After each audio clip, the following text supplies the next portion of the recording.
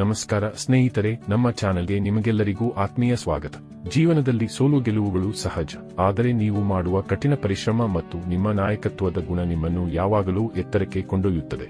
ಇಂದು ನಾವು ಸಿಂಹ ರಾಶಿಯವರಿಗೆ ಮಾರ್ಚ್ 23 ರಿಂದ ಮಾರ್ಚ್ 29, 2026 ರವರೆಗಿನ ವಾರ ಹೇಗಿರಲಿದೆ ಎಂಬುದನ್ನು ವಿವರವಾಗಿ ತಿಳಿಯೋಣ. ಆದರೆ ಅದಕ್ಕೂ ಮುನ್ನ ಎಂದಿನಂತೆ ನಮ್ಮ ವಿನಂತಿ ಎಂದರೆ, ನೀವಿನ್ನೂ ನಮ್ಮ ಚಾನೆಲ್ ಅನ್ನು ಸಬ್ಸ್ಕ್ರೈಬ್ ಮಾಡಿಲ್ಲವೆಂದರೆ ಈ ಕೂಡಲೇ ನಮ್ಮ ಚಾನೆಲ್ ಅನ್ನು ಸಬ್ಸ್ಕ್ರೈಬ್ ಮಾಡಿ. ಜೊತೆಗೆ ನಮ್ಮೆಲ್ಲ ವಿಡಿಯೋಗಳ ನಿರಂತರ ಅಪ್ಡೇಟ್ಸ್ಗಳಿಗಾಗಿ ತಪ್ಪದೇ ಪಕ್ಕದ ಬೆಲ್ ಐಕಾನ್ ಬಟನ್ ಕೂಡ ಕ್ಲಿಕ್ ಮಾಡಿ.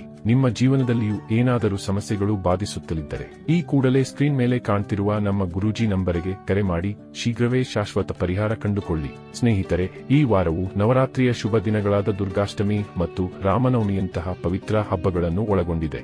ನಿಮ್ಮ ರಾಶ್ಯಾಧಿಪತಿಯಾದ ಸೂರ್ಯನು ಈಗ ಮೀನ ರಾಶಿಯಲ್ಲಿ ಶನಿಯೊಂದಿಗೆ ಕುಳಿತಿದ್ದಾನೆ ಮತ್ತು ಶುಕ್ರನು ಈ ವಾರ ತನ್ನ ರಾಶಿಯನ್ನು ಬದಲಾಯಿಸಿ ಮೇಷ ರಾಶಿಗೆ ಪ್ರವೇಶಿಸಲಿದ್ದಾನೆ.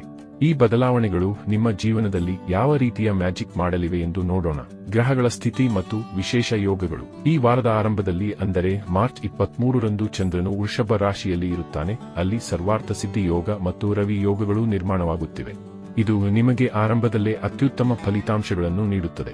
ಮಾರ್ಚ್ 25 ಮತ್ತು 26 ರಂದು ದುರ್ಗಾಷ್ಟಮಿಯ ಶುಭ ಸಂದರ್ಭದಲ್ಲಿ ಚಂದ್ರನು ಮಿಥುನ ರಾಶಿಯಲ್ಲಿ ಗುರುವಿನೊಂದಿಗೆ ಸೇರಿ ಗಜಕೇಸರಿ ರಾಜಯೋಗವನ್ನು ಸೃಷ್ಟಿಸಲಿದ್ದಾನೆ. ಇದು ನಿಮ್ಮ ಆದಾಯ ಮತ್ತು ಗೌರವವನ್ನು ಹೆಚ್ಚಿಸಲು ಬಹಳ ಸಹಕಾರಿಯಾಗಿದೆ. ವಾರದ ಕೊನೆಯಲ್ಲಿ ಚಂದ್ರನು ನಿಮ್ಮದೇ ರಾಶಿಯಾದ ಸಿಂಹ ರಾಶಿಗೆ ಪ್ರವೇಶಿಸಿ ನೀವು ನಿಮ್ಮ ಮೇಲೆ ಹೆಚ್ಚು ಗಮನಹರಿಸುವಂತೆ ಮಾಡುತ್ತಾನೆ. ವೃತ್ತಿ ಜೀವನ ಮತ್ತು ಕೆಲಸದ ಸ್ಥಳ. ವೃತ್ತಿ ಜೀವನದ ದೃಷ್ಟಿಯಿಂದ ಈ ವಾರ ಬಹಳ ಉತ್ತಮವಾಗಿದೆ. ವಾರದ ಆರಂಭದಲ್ಲಿ ಇರುವ ಸರ್ವಾರ್ಥ ಸಿದ್ಧಿ ಯೋಗವು ನೀವು ಮಾಡುವ ಕಠಿಣ ಪರಿಶ್ರಮಕ್ಕೆ ಸಿಹಿಯಾದ ಫಲವನ್ನು ನೀಡಲಿದೆ. 10ನೇ ಮನೆಯಲ್ಲಿ ಚಂದ್ರನ ಸಂಚಾರವಿರುವುದರಿಂದ ಕಚೇರಿಯಲ್ಲಿ ನಿಮ್ಮ ಪ್ರಭಾವ ಹೆಚ್ಚಾಗಲಿದೆ ಮತ್ತು ನಿಮ್ಮ ಮೇಲಧಿಕಾರಿಗಳು ಬಾಸ್ ನಿಮ್ಮ ಕೆಲಸದಿಂದ ತುಂಬಾ ಸಂತೋಷಪಡುತ್ತಾರೆ. ಜನರು ನಿಮ್ಮ ಮಾತನ್ನು ಕೇಳುತ್ತಾರೆ ಮತ್ತು ಕಚೇರಿಯಲ್ಲಿ ನಿಮಗೆ ಬಾಸ್ ನಂತಹ ಗೌರವ ಸಿಗಲಿದೆ. ಆದರೆ ಒಂದು ಎಚ್ಚರಿಕೆ, ನಿಮ್ಮ ಕೆಲಸವನ್ನು ಅಥವಾ ಪ್ರಮುಖ ಫೈಲ್ಗಳನ್ನು ಬೇರೆಯವರ ಭರವಸೆಗೆ ಬಿಡಬೇಡಿ. ನಿಮ್ಮ ಕಚೇರಿಯಲ್ಲಿರುವ ಕೆಲವು ಸುಳ್ಳು ಮತ್ತು ಮೋಸಗಾರ ಜನರಿಂದ ದೂರವಿರಿ, ಏಕೆಂದರೆ ಅವರು ನಿಮ್ಮ ಏಳಿಗೆಯ ಮೇಲೆ ಕಣ್ಣಿಟ್ಟಿದ್ದಾರೆ ಮತ್ತು ನಿಮಗೆ ತೊಂದರೆ ನೀಡಲು ಪ್ರಯತ್ನಿಸಬಹುದು. ಶುಕ್ರನ ಸಂಚಾರವು ನಿಮಗೆ ಹೊಸ ಉತ್ಸಾಹ ಮತ್ತು ಅವಕಾಶಗಳನ್ನು ತರಲಿದೆ. ವ್ಯಾಪಾರ ಮತ್ತು ಆರ್ಥಿಕ ಸ್ಥಿತಿ. ವ್ಯಾಪಾರಸ್ಥರಿಗೆ ಮಾರ್ಚ್ 25 ಮತ್ತು 26ರ ಸಮಯ ಬಹಳ ಲಾಭದಾಯಕವಾಗಿದೆ. ಈ ಸಮಯದಲ್ಲಿ ನೀವು ಯಾವುದಾದರೂ ದೊಡ್ಡ ಗ್ರಾಹಕರನ್ನು ಕ್ಲೈಯಂಟ್ ಪಡೆಯಬಹುದು ಅಥವಾ ಲಾಭದಾಯಕವಾದ ವ್ಯವಹಾರದ ಒಪ್ಪಂದಕ್ಕೆ ಸಹಿ ಹಾಕಬಹುದು.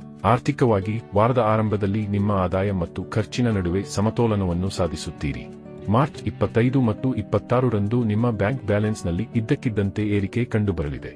ಎಲ್ಲೋ ಸಿಲುಕಿಕೊಂಡಿದ್ದ ಹಣ ಅಥವಾ ಹಳೆಯ ಹೂಡಿಕೆಯ ಹಣ ನಿಮ್ಮ ಕೈ ಸೇರಬಹುದು. ಇದು ನಿಮಗೆ ತುಂಬಾ ಸಂತೋಷ ನೀಡುತ್ತದೆ.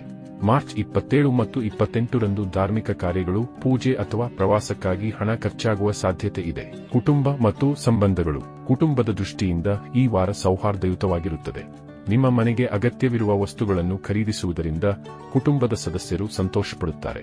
ಮಾರ್ಚ್ ಮಧ್ಯಭಾಗದಲ್ಲಿ ಸ್ನೇಹಿತರು ಮತ್ತು ಸಂಬಂಧಿಕರೊಂದಿಗೆ ಸಮಯ ಕಳೆಯಲು ಉತ್ತಮ ಅವಕಾಶ ಸಿಗಲಿದೆ. ಪ್ರೇಮ ಜೀವನದಲ್ಲಿ ನಿಮ್ಮ ಸಂಗಾತಿಯು ನಿಮ್ಮ ಸಮರ್ಪಣಾ ಭಾವವನ್ನು ಹೊಗಳುತ್ತಾರೆ. ದಾಂಪತ್ಯ ಜೀವನದಲ್ಲಿ ಮಧುರತೆ ಇರಲಿದೆ. ಆದರೆ ರಾಮನವಮಿ ಮತ್ತು ಏಕಾದಶಿಯ ಸಮಯದಲ್ಲಿ ವಾರದ ಕೊನೆಯ 3 ದಿನಗಳು ಸಣ್ಣ ಪುಟ್ಟ ವಿಷಯಗಳಿಗೆ ಸಂಗಾತಿಯೊಂದಿಗೆ ವಾದ ಮಾಡಬೇಡಿ. ಹಳೆಯ ವಿಷಯಗಳನ್ನು ಕೆದಕಬೇಡಿ. ಸಿಂಗಲ್ಸ್ ಆಗಿರುವವರಿಗೆ ಈ ವಾರ ವಿವಾಹದ ಪ್ರಸ್ತಾಪಗಳು ಬರಬಹುದು ಅಥವಾ ಸಂಬಂಧಗಳು ನಿಶ್ಚಯವಾಗಬಹುದು. ಶಿಕ್ಷಣ ಮತ್ತು ವಿದ್ಯಾರ್ಥಿಗಳು. ಉನ್ನತ ಶಿಕ್ಷಣಕ್ಕಾಗಿ ತಯಾರಿ ನಡೆಸುತ್ತಿರುವ ವಿದ್ಯಾರ್ಥಿಗಳಿಗೆ ಈ ವಾರ ಉತ್ತಮವಾಗಿದೆ.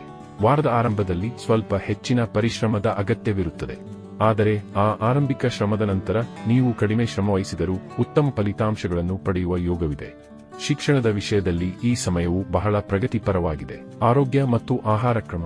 ಆರೋಗ್ಯದ ವಿಷಯದಲ್ಲಿ ವಾರದ ಆರಂಭದಲ್ಲಿ ನೀವು ತುಂಬಾ ಚಟುವಟಿಕೆಯಿಂದ ಮತ್ತು ಫಿಟ್ ಆಗಿರುತ್ತೀರಿ. ಕೆಲಸದ ಒತ್ತಡದ ನಡುವೆಯೂ ನಿಮ್ಮ ಮುಖದಲ್ಲಿ ಹೊಳಪು ಇರಲಿದೆ. ಆದರೆ ವಾರದ ಮಧ್ಯಭಾಗದಲ್ಲಿ ಅತಿಯಾದ ಕೆಲಸದಿಂದಾಗಿ ನಿದ್ರೆಯ ಕೊರತೆ, ಕಣ್ಣುಗಳ ಉರಿ ಅಥವಾ ಕಾಲುಗಳ ಆಯಾಸ ಕಾಡಬಹುದು. ಸಲಹೆ: ಸಮಯಕ್ಕೆ ಸರಿಯಾಗಿ ವಿಶ್ರಾಂತಿ ಪಡೆಯಿರಿ. ಹೊರಗಿನ ಆಹಾರವನ್ನು ಆದಷ್ಟು ತಪ್ಪಿಸಿ ಮತ್ತು ಹಗುರವಾದ ಆಹಾರವನ್ನು ಸೇವಿಸಿ. ಒಂದು ವೇಳೆ ನಿಮಗೆ ಹೊಟ್ಟೆಗೆ ಸಂಬಂಧಿಸಿದ ಸಮಸ್ಯೆಗಳಿದ್ದರೆ ಪ್ರತಿದಿನ ಬೆಳಿಗ್ಗೆ ಎದ್ದ ತಕ್ಷಣ ಸ್ವಲ್ಪ ಬೆಲ್ಲ ತಿಂದು ನಂತರ ಸಾಧಾರಣ ನೀರನ್ನು ಕುಡಿಯಿರಿ. ಇದು ನಿಮಗೆ ಪ್ರಯೋಜನಕಾರಿ. ಪರಿಹಾರಗಳು ಮತ್ತು ಮುಕ್ತಾಯ. ಈ ವಾರ ನವರಾತ್ರಿಯ ಸಮಯವಾಗಿರುವುದರಿಂದ ನೀವು ತಾಯಿ ದುರ್ಗೆಯ ಆರಾಧನೆ ಮಾಡುವುದು ಬಹಳ ಶ್ರೇಷ್ಠ. ದುರ್ಗಾಷ್ಟಮಿ ಮತ್ತು ರಾಮನವಮಿಯಂದು ಕನ್ಯಾ ಪೂಜೆ ಮತ್ತು ಕನ್ಯಾ ಭೋಜನ ಮಾಡಿಸಿ. ಪ್ರತಿದಿನ ತಾಯಿಯ ಆರತಿ ಮಾಡುವುದರಿಂದ ನಿಮ್ಮ ಸಂಕಷ್ಟಗಳು ದೂರವಾಗುತ್ತವೆ. ಈ ಮಾಹಿತಿ ನಿಮಗೆ ಇಷ್ಟವಾದಲ್ಲಿ ವಿಡಿಯೋ ಲೈಕ್ ಮಾಡಿ ಮತ್ತು ಕಾಮೆಂಟ್ ಬಾಕ್ಸ್ನಲ್ಲಿ ಜೈ ಮಾತಾ ದಿ ಎಂದು ಬರೆಯಲು ಮರೆಯಬೇಡಿ. ನಿಮ್ಮ ವಾರ ಶುಭವಾಗಿರಲಿ. ಧನ್ಯವಾದಗಳು.